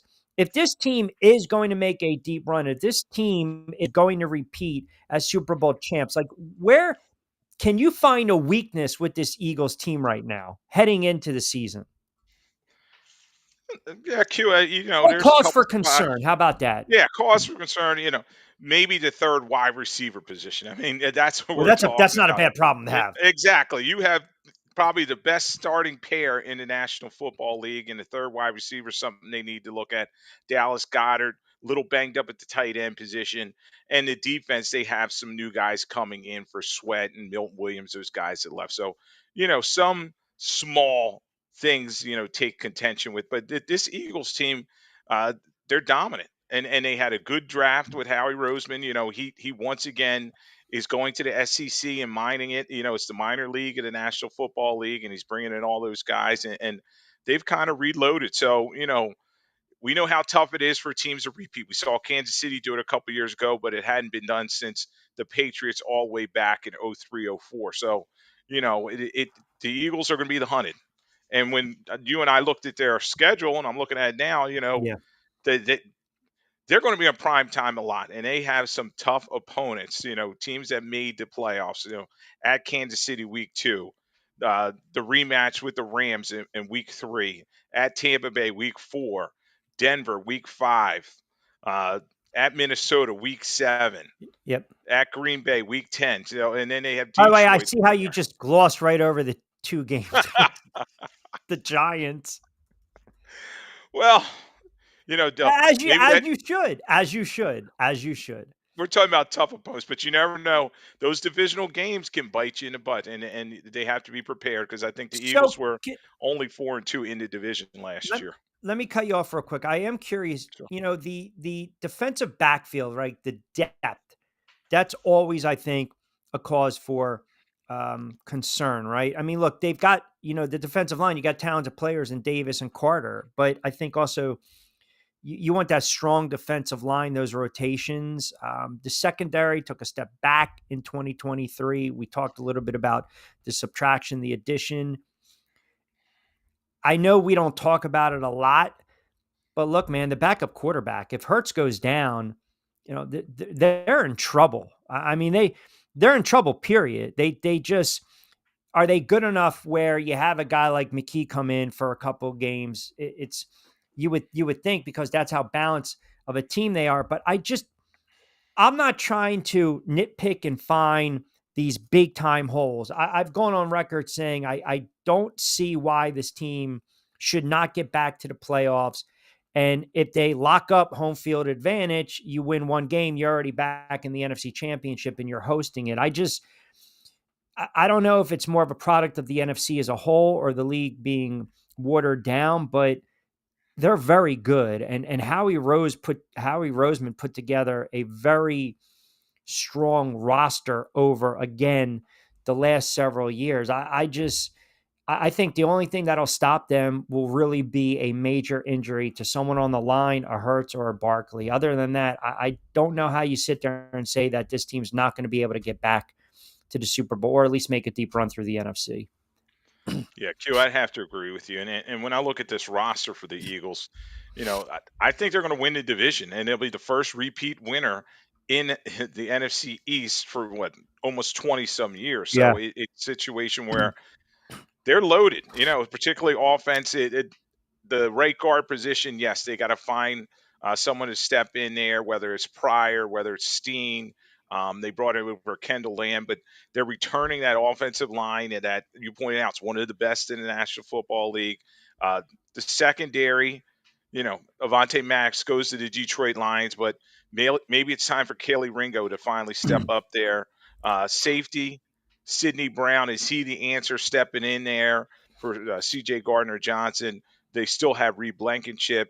Quinn Mitchell is there as well, and then Cooper DeJean. So a lot of return pieces for this team. And you're right. They lost some players, but I think they've replaced them well. Guys like Kenneth Gainwell's been replaced by A.J. Dillon coming in the door. But injuries are going to be a huge factor for them, and they can't be complacent. Q, that's what a lot of championship teams Of do. course.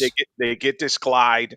And, it's a little scary when you see them doing all the appearances and But that comes doing with the the rubber territory. chicken You know circus. that. And That yeah, comes and they can't. Right, and they're going to get their rings on right. July 18th, this Friday. So, but they got to put that season behind them after that. They cannot believe the hype. They got to be ready to play. And as I talked about earlier, they're the hunted, and the schedule is going to be pretty tough. Yeah, and look, and God forbid you lose Hurts for a week or two. I mean, or three. You're still running the football with Saquon Barkley. I mean, let's just be honest. It is whether you got a viable option, the backup. The Kim McKee and spot duties. De facto says our guy Seth Joyner has 100% confidence in him. Replacing Beckham, sure, that certainly an issue as well. I look at teams that are dominant through the regular season and they have dominating runs in the postseason, and then they just blow out a team in the Super Bowl. It's almost like anticlimactic, right? Because it's okay. Now, what can you do to duplicate that? But I believe if they make another run, and now you're talking about a franchise that's gone to 4 Super Bowls, because we have to include a couple years ago, in the span of 7, 8, 9 years, that's like almost like a mini dynasty. Like if they were to get back and go back to back and go to 3 Super Bowls in 4 years, they're on the verge, the cusp of something really special. Because when they won that first Super Bowl with Foles, what did everyone say? It's a making of a dynasty. And then they came back down to life in a tough loss in the playoffs against the Saints when, to this day, everyone says, okay, if Alshon Jeffrey catches that ball, maybe it's a different story. But my point is, in the NFC, there's the Eagles, and then I would say Detroit, Washington. But then other than that, I'm not as high on the Rams as others, as you might be per se. I don't believe in Minnesota because of the young kid. I need to watch him play. Green Bay, I'm not sold on. Tampa, I think, is a product of a bad division. And then you look at the NFC West, and I've maintained, even though I've been criticized for saying it, if San Fran is healthy and we get a glimpse of San Fran like they were a couple years ago, they should win the West. Point being is, I don't really see the 2 biggest threats for the Eagles, I believe, coming out of the NFC are going to be either Detroit or Washington. And we saw what they did to Washington at home in the NFC Championship, because that game was over, 3 plays in when Saquon pretty much goes for that long touchdown. But it's also, a season of experience under their belt for Washington. So I'll ask you, before we get to Commanders, the 2 or 3 biggest threats coming out of the NFC for the Eagles are who? Yeah, it's gonna be interesting, Q, because somebody's going to jump up from the stack. But I definitely think it starts in their division. Washington has done a lot. Everybody's expecting maybe a slump from Jane Daniels in his second season, but I'm just not sure of it. The offensive line, they bring over Landry Tunsil. They got to figure out the thing with McLaren, but Washington is definitely going to be better. Dallas, they have talent. I know they spend a lot of money in this, but they have some talent. They're going to compete as well. Um, the North is going to be interesting, Q, because I think the Vikings may take a step back. I'm just not sure if Because of the JJ quarterback. McCarthy, yeah, if he's ready to step up and be the guy. Packers with Jordan Love, they were only 1-5 in their division, so they're kind of, you wonder about them. And the Lions, is their window closing? But I think the Lions will be in the mix. In the South, you look at the Buccaneers coming out of there. That division, there's some very bad teams in there with the Panthers and the Saints. And then Does out this, west, they yeah, always beat each other up. So sure.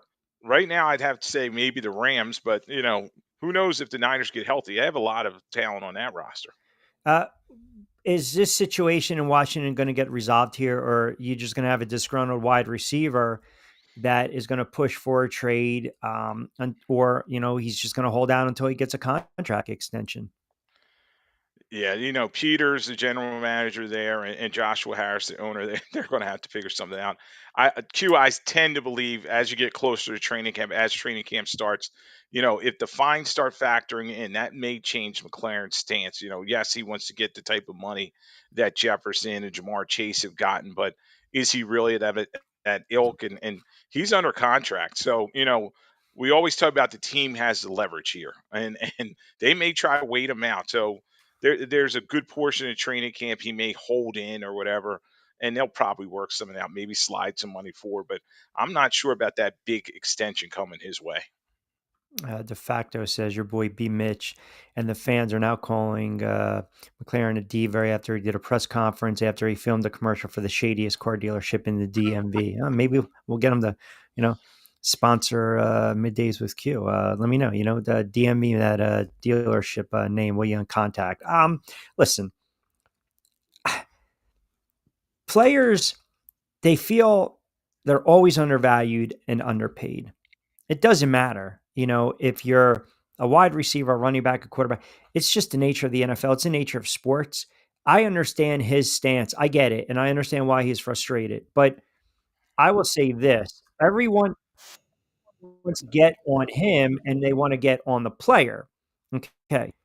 If I'm Adam Peters, I pay him because the more you ignore this kid, he's going to get more pissed off. And now all of a sudden you got teammates looking around and they're like, wait a second. Like, you want to avoid that mutiny.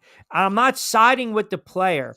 What I'm basically saying is at this moment, find a common ground. Like, have the conversation, right? Pick up the phone, meet together. Now, this guy's done a really good job since he's come on as GM. He was the right man.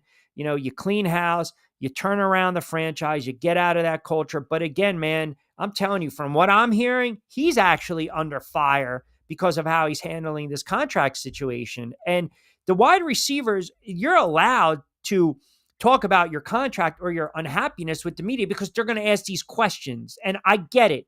It doesn't sit well with a fan base, period. But you're also talking about the most important cog next to Daniels in that offense. So if the player feels undervalued and disrespected, then listen, he's allowed to make that known. Now, there's certain ways to go about it. Yes. But I think what the Commanders are doing is they're doing a very dangerous dance right now because ultimately, if you're a GM and you're running the football operation, you got to do it with professionalism, right? I'm not going to throw you a bone, Lloyd. This is not charity. There are no free lunches. We got to look to the bigger picture. Okay, fine.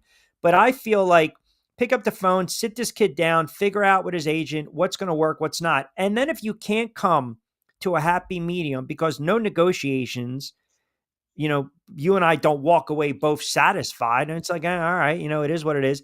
Then you figure out a way who's going to be a trade partner and you get them out of there because the last thing you want is this to linger into the season. And that's just my take on it. And I can tell you right now, you're probably going to have 2, 3, 4 teams that are probably calling up the Commanders right now to see how they can potentially pull the trigger and make a trade.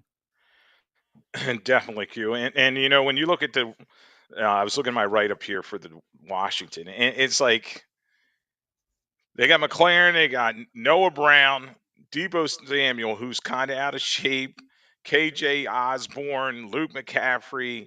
They need him. You know what I mean? They brought in Jalen Lane in the 4th round of this year's draft, but they need a number 1 receiver. There's a passing league first and around the National Football League. So yeah, he's kind of got some leverage and maybe he should stay the course, him and his agent, and kind of say, okay, Peters, figure something out here, and we saw this last year with Jamar Chase. He went to camp and kind of held in, he didn't hold out, so he didn't get the fine, but he kind of tweaked but the hand. it's not normal. He's saying, and I pulled it up because I wanted to talk about it for the segment, and I see a couple of guys commenting, and Salim on X is a diehard Washington fan, says the same thing that De Facto says. He says, Q, what the hell do you want him to do? No one's called this kid in over a month.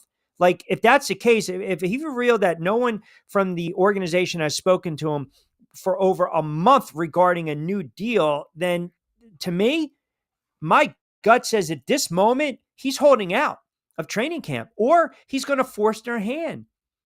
And you've got a GM that did everything right for 16, 17, 18 months. They came out of the gate. They surprised everyone. They were the feel-good story. You have an all-world quarterback in Daniels. No one expected them to make the run that they did. Well, maybe yours truly, but they get to the NFC Championship. So for 16, 17, 18 months, new regime, he's doing everything he needs to do. Now you got to get your hands dirty. You cannot ignore one of your best players and have this kind of, I hate to call it a pissing match right now in a standstill. You can't, because now the fan base who's backing the player are going to start going after the GM. And then if everything goes to hell with this team and they have a setback, a 6-11 where they could have won 11 or 12 games and kept this kid happy and made another run in the playoffs, that falls on the GM. I'm sorry. That falls on the GM. And he's the architect of the house now. So if it falls apart, it's going to come. It's going to come on him. And as you were saying, last year, magic carpet ride for them. They scored 28.5 points per game, one of the best in the NFL.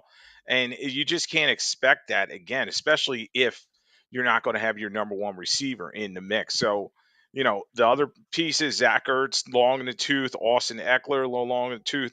You know, they're putting a lot on Jaden Daniels. I mean, Yeah. if they're going to send him out there without McLaurin, so you're right. They need to work this out. Peters needs to be working the phone because you can't pay everybody, and Larry Tunsil does have a big price tag coming over from Houston, but he's a key piece for what they do. Of He's course. the number one target for him.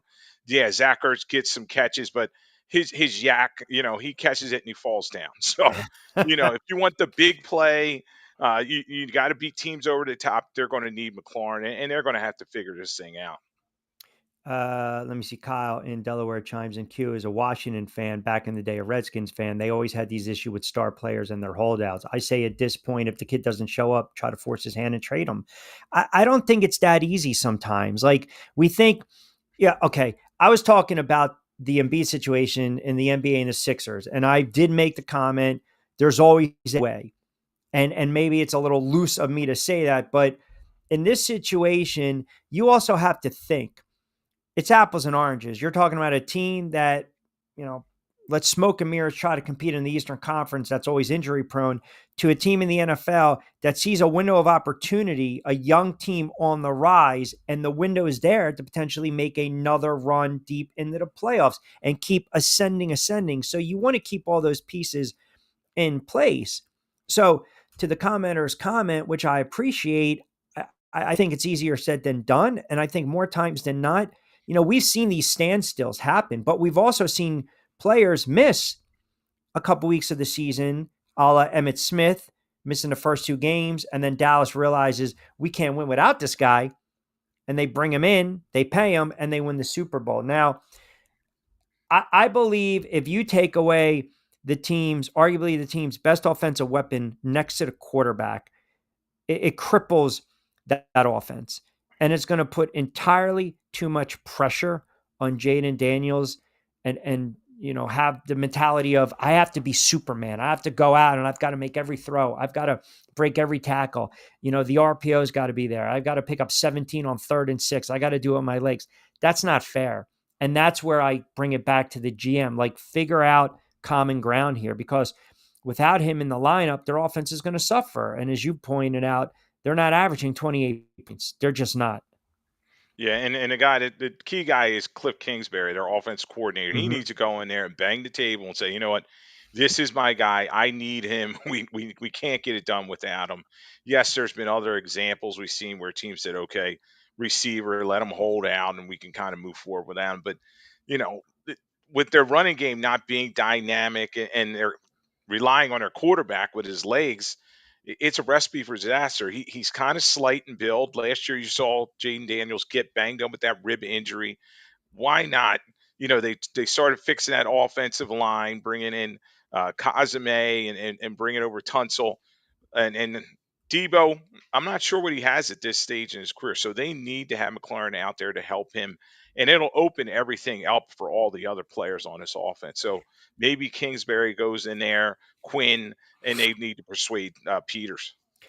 Listen, and lastly on this, in my experience, in your experience, when we were covering the league and we're covering some of these players and players that were not happy with some of their contracts, it's clear that there's a number. A number has been thrown out. You and I, listening audience, we don't know what that number is. But again, they're not in the same ballpark, not even in the same church. We like to say right church, wrong pew. And you got veterans reporting in what? Another week to 20 seconds. So to me, that's eye opening. And when you have a all world, all pro, Pro Bowl caliber, all pro receiver come out and say, I haven't even heard from the organization. He's not going to make that up. He's not, because if he makes that up, then all of a sudden the GM or the head coach or the PR, someone's going to spin it and they're going to come out and they're going to refute that claim. So I think it's a situation where if they don't resolve this, it's potentially going to derail the season, and in a season which I think they could really made some noise. That's just kind of my last closing point on that. Yeah, Q, and early on they have some winnable games. They have Giants week 1, and then at Green Bay, Vegas, at Atlanta, and then the Chargers. And it may be a situation where see how the team performs with or without him. You know what I mean? And they're going to use I that. But see. I know his agent is probably saying, "Get it done. He's worth it." Yeah, he's not going to get Jamar Chase, Justin Jefferson type money, but he needs to be slotted in there kind of around Amon-Ra St. Brown, kind of making over, 30 some $1 million per season.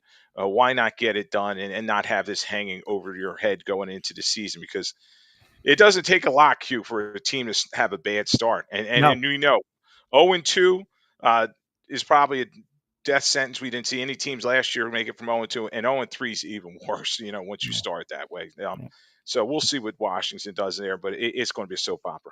yeah. This guy coming on the air telling me about 0-2, 0-3 death sentence starts. I mean, which Sorry, buddy. 5:30. 0-5, 0-6. I mean, hell, the season's over before Halloween. Oh my God, what are you doing to me?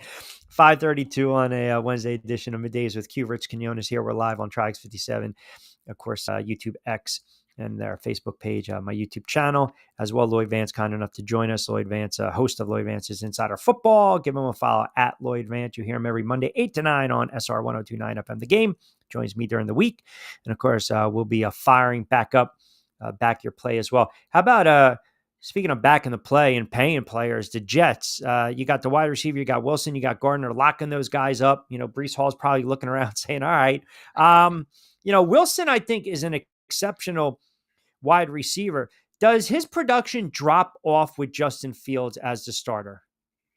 That's going to be interesting. Does he throw him a lot of those short passes like he was doing with DJ Moore when they were with the Bears together? And I think his volumes still be there, Q. He's their main target for them. Been trying to figure out the tight end position for some time. They don't really have a tight end that catches a lot of passes. Obviously, you know about Hall and the other running backs there. But yeah, I think Wilson's production will be where he'll get 100 catches this season. And Fields, though, he's got to make sure he protects the football. In Pittsburgh, he did a good job in terms of cutting down on his interceptions. He can't force the pass. And I think you're going to do a lot of RPOs with him. Yeah, because it was a Woosah Wednesday, Madman settles the waters. Yes, 2007 Giants, 0-2. They lost to the Cowboys. Green Bay, they gave up 35, 31. And then what happens? They go down to D.C., goal line stop, 4 downs. I don't know what the hell Washington was thinking, but they ran it with Betts late, and Antonio Pierce made the stop, and then boom, 6-2, and the rest, as they say, is history. 93 Cowboys as well. That's when they didn't have Emmett. Yeah. Um, Yeah, there've been some good examples yeah, there. sure. You don't. It's a Far hole, and few. and you don't want to do it. And Nah, just ask the Bengals the last couple seasons. That last year 0-3 didn't make it. 2019 0-3 didn't make it. It just makes it an uphill battle. because Yeah, you we saw. Yeah, spiral. You spiral, yeah. right? I mean, imagine if this kid's not out there, right? If this kid's not out there, and if they lose week 1 to the Giants, they go on the road again. I'm talking about Washington. They go on the road against Green Bay. Let's just say they lose that game. Now all of a sudden you're 0-2. You got to come back. You got to get to 500. You beat the Raiders, you beat the Falcons, but then you lose to the Chargers. And then you have that game against the Bears that are probably salivating a game they lost. So if they're 2-4 after 6, I'm telling you right now, and like I said, I got guys chiming in saying you got to be nuts. You're going to sit there and say that McLaren doesn't have a right to be mad about his contract talks. Why not? If you feel you're undervalued and you're underpaid, now I'm all for honoring the contract per se. I get it. But if you look at the market value of some of these wide receivers, his talent is right up there. So I don't know, man. I told you this. I stopped worrying about what the players are getting paid and what they're not getting paid years ago. Yeah, and the NFL's tough because we know the collective bargaining agreements in place, and the union's not very strong, and they have to acquiesce to the owners and everything. And yes, you'd say, okay, honor the contract that you're given, but remember, football contracts really are not guaranteed. They're basically a series of 1-year contracts. Yep. Yeah, the guys get signing bonus and guarantees, but the teams walk away from these guys all the time. So you can't, you know these guys need to get their money when they can. So this is McLaren's opportunity. We'll see how it works in training camp. I tend to think Q before the third preseason game, which is kind of a joke now. I think they'll have the roster in place, and McLaren will have some. They'll slide some money forward, or maybe give it an extension. But it's going to be a couple contentious couple weeks here. So we just mentioned that the Jets signed, they locked up Wilson, Sauce Gardner. So now you got a cornerback with a record-setting contract, 4 years, 120. Man, do you remember? I mean, I can't recall. Look, someone mentioned the other day he doesn't have a lot of picks, and I'm like, well, that's because they don't throw. They don't test them. They did the same thing with Revis. They lock down corners. That's the money that they command. Man, you're a left tackle, an edge rusher, a lockdown corner. These are like prime positions to get paid in the NFL, obviously, aside from the quarterback. Right, and they're sliding around there. They're going to pay these guys, the receivers, the left tackle, as you said, and it's it's all about passing. So you got to protect the quarterback, and you got to have guys that rush the quarterback. They're going to get a lot of money, and Roseman's done a good job identifying for the Eagles, young players coming off their rookie deals, right before their rookie deal's done, giving them an extension. And that's kind of what you're seeing the Jets doing in this case. And, Sauce Gardner, yeah, he doesn't have a lot of picks, but he can shut guys down. And their defense kind of was hamstrung last year because, let's face it, their offense just was not getting the job done. So I think that's a good signing for them. Garrett Wilson, obviously, another one of the great Ohio State receivers. I think he's going to have an even bigger year this year. Did you see the comments by Belichick, who really doesn't come out and make comments about Kraft or the Pats, but basically Kraft, this is kind of the Kraft said, he took a big risk by hiring Belichick back in 1999. So remember, that was, Belichick was, dancing around with the Jets. And then Belichick comes out and says, as I told Robert multiple times through the years, I took a big risk by taking the New England Patriots head coaching job. Belichick told ESPN in response to questions, I already had an opportunity to be head coach of the Jets, but the ownership situation was unstable. And, I remember like when he was kind of dancing around and, wrote it on the napkin and here we go. I mean, maybe listen, the courses of two franchises get changed ultimately, but the irony is even without that hiring of Belichick with the Jets and being on the sidelines, the franchises were altered when Mo Lewis knocked out Drew Bledsoe. So, Belichick had the pedigree and the track record even prior to, because he was a defensive genius. He had a little cup of coffee with Cleveland. I think they won 10 and 11 games one season. But I find it interesting, like now all of a sudden, I'm not going to say that rift, but, these passive aggressive little shots here, because I think deep down, Kraft won't admit it, but I don't think either man liked the way it kind of ended, right? Because it was almost I'm not going to compare it to like the Andy Reid in Philly almost compare it to like Coughlin in New York, where we're not pushing you out the door, but we're pushing you out the door. Like anyone that's smart can see exactly what's going on. Hence, Coughlin walking right past Mara during the presser after winning 2 friggin' Super Bowls for the Giants. Like, I feel as though maybe both of them kind of regret it. And if they could have done it again, who knows? Maybe he's still the coach of New England. I find it very interesting that, a little pettiness right now. Yeah, and he just got stale in New England. Q. It was time for him.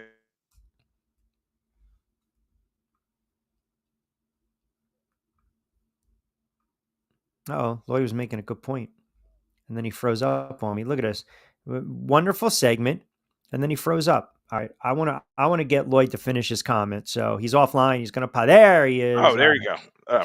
Sorry, it looked like I was still. But Go I was saying ahead. he got everything that he wanted in New England, and it didn't end well. And he was de No, facto GM. He got to pick all his players and his staff.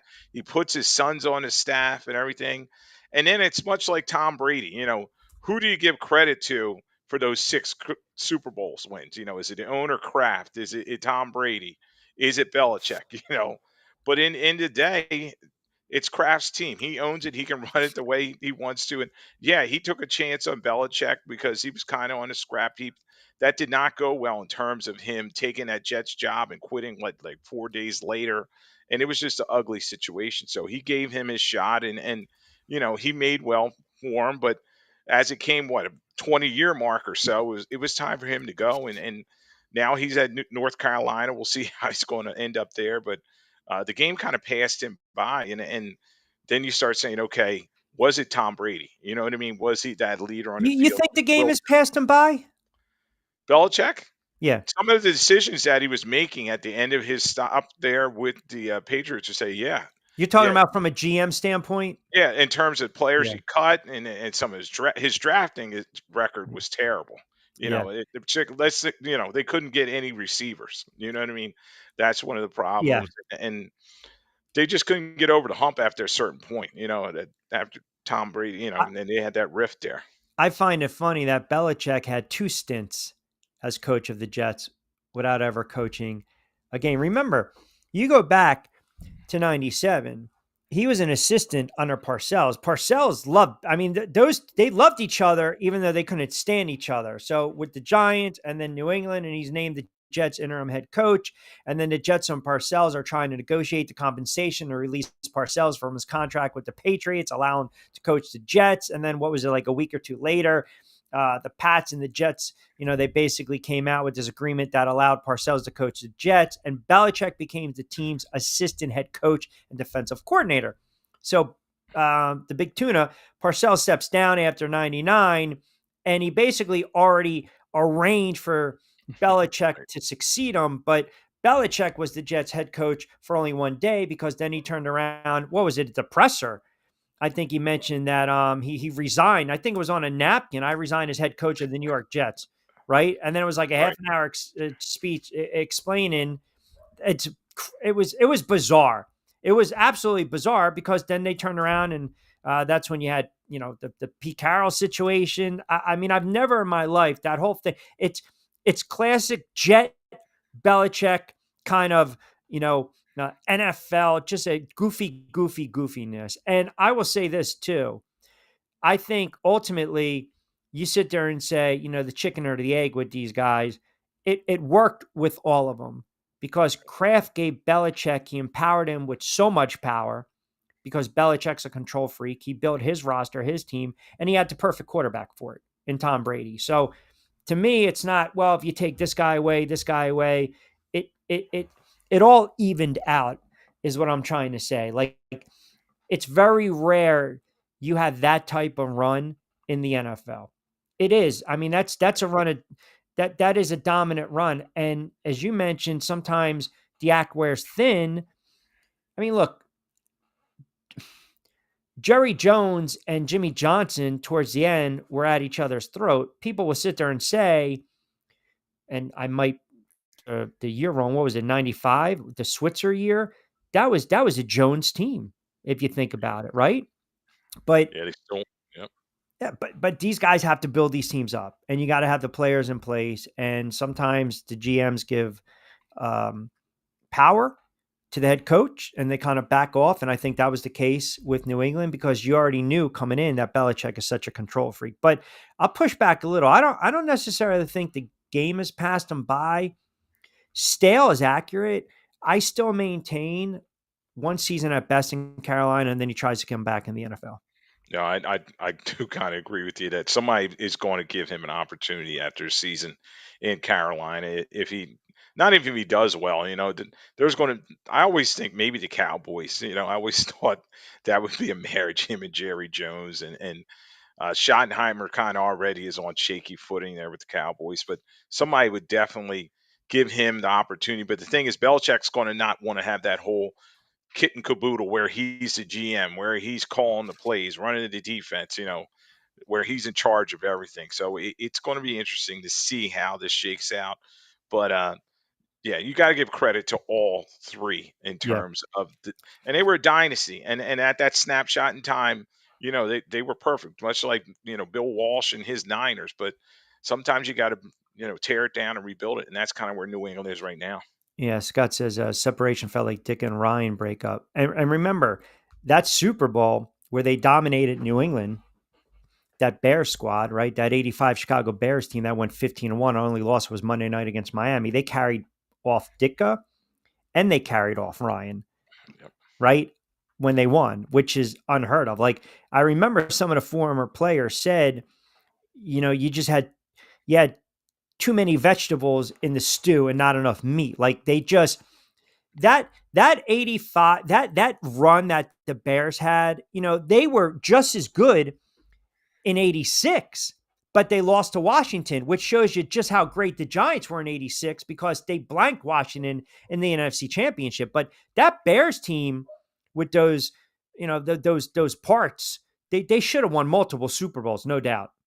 Yeah, uh, NFL Films does the Missing Ring series, and there's so many teams like that, Q, where they were like, man, they had all the talent, they had everything set up, and they just couldn't get over the hump. I always talk about that '98 Vikings team, Gary Anderson missing a kick. It's just a situation where even to win it, you got to have some luck. The ball's got to bounce the way, certain ways. So we'll see. We'll see how it goes. Ball says, is Dick a borderline fraudulent? I mean, Dicka was a hell of a player. I Yep. think he had he had a very good that defense, that 46 defense. They were unbelievable. But again, he also had a shelf life as a head coach, right? But that was they had a dominating stretch, a very dominating stretch. And remember, Buddy Ryan got tired of it. Buddy Ryan decided, I'm leaving Chicago. I'm going to go take on the Eagles head coaching job. Yeah, Q, and that was his credit. You know what I mean? Buddy Ryan wanted the credit for that Super Bowl winning team, and then the Eagles gave him his opportunity because you just see that so often. After a team wins, everybody's like, "Well, you know, I carried a higher load than you." You know what I mean? Give me my flowers, and it's just something that's just human nature. So we'll see. Hopefully, the Eagles can kind of avoid it. But that Bears team, you talk about Ditka, he won as a player, he won as assistant coach with Dallas, and then he won as a head coach. So, you know, he's a Hall of Famer. I mean, Oh, yeah, you can't no discount doubt. that. I think every coach, it just doesn't matter. Every coach has a shelf life. Chuck Noll had a shelf life. Even Walsh, Walsh wins in 88 and Musburger asked him, did you coach your last game? I think people kind of knew he was going to retire, but he would have had his shelf life.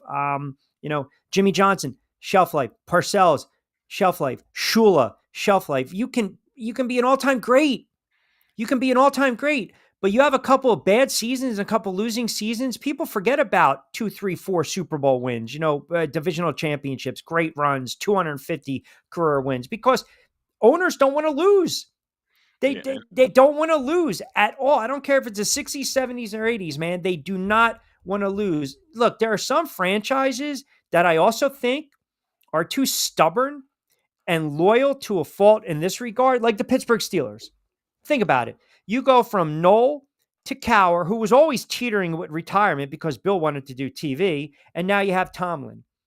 So if this, the Pittsburgh Steelers, and Vince is in Puerto Rico and he's a Jags fan, but I know he's drinking rum right now, tuning in because we're talking about his Pittsburgh Steelers. If the Steelers have a down year, it's got to be it for Mike Tomlin. It really has to. It's like, how much longer do you keep going? If we're always criticizing these other franchises for winning one or getting on Pete Carroll, you only have one, right? Then why can't we criticize a guy like Mike Tomlin? And I get it. Pete Carroll, ultimately, everyone's going to sit there and say, what the hell were you thinking throwing that slant, right? Well, should have ran Marshawn Lynch. Well, the play design was good. They just didn't execute, and people will call it a boneheaded play. But point being is, even guys like Tomlin, the mainstay, has a shelf life. Agreed. And the Steelers are rare. They're loyal to their head coaches. We're seeing now in the National Football League where you're maybe getting 3 seasons to turn things Look around, at the Giants. get out of the basement. Yeah. Now they're giving guys 1 year. You know what I mean? Steve Wilkes. You saw Frank Reich not even finish his first season with the Panthers. So these owners, they're knee jerk. They want to win and they want to win now. It it's a situation where these coaches better come in, hit the ground running, and not become complacent. Maybe make a splash their first season. Lastly, before I let you get out of here, I had a Costco on from On Three Sports. We talked a little bit about that kid from Cincinnati and his contract and the language. I don't think this kid's going to be able to go back to college, but I don't know if you read up on this, but I guess there's just verbiage when they're talking about the pay scale, rookie pay scale in these contracts. And as you know, the devil's in the details. But this is the only player, drafted player, that's not signed yet. Right. It's Jamar Stewart out of Texas A&M, and we've talked about this. The Brown family and the Bengals are notoriously kind of cheat, and they're fighting over language in the contract. So it would behoove Brown to get him in there. They need him. Hendrickson, another guy he's fighting with. In terms of his contracts, he's kind of holding out as well. And Stewart, I'm hearing he would have to appeal to the NCAQ to kind of go back and get his eligibility back. He would probably be the first player to kind of do this. We haven't seen this before, but maybe the Bengals will come to their senses, Duke Tobin, their de facto GM, and kind of figure out, fix these contracts and get Stewart in, and then figure out how to get Hendrickson some money so he's up there with Max Crosby and the rest of the guys around 35 million or so. Lastly, before I let you get out of here, we were talking because it was the All-Star break. I didn't watch any of the game. I know it's breaking news to some. I refuse to. And we were going through like how they're trying to make it like the NFL. You're not going to replicate the NFL draft, MLB draft. Nobody knows who the hell these kids are because they're out of high school. Nobody knows who they are. We haven't seen them pitch unless you watch college. NBA draft, a little bit of a spectacle, long-winded. But then we were talking about all-star games per se.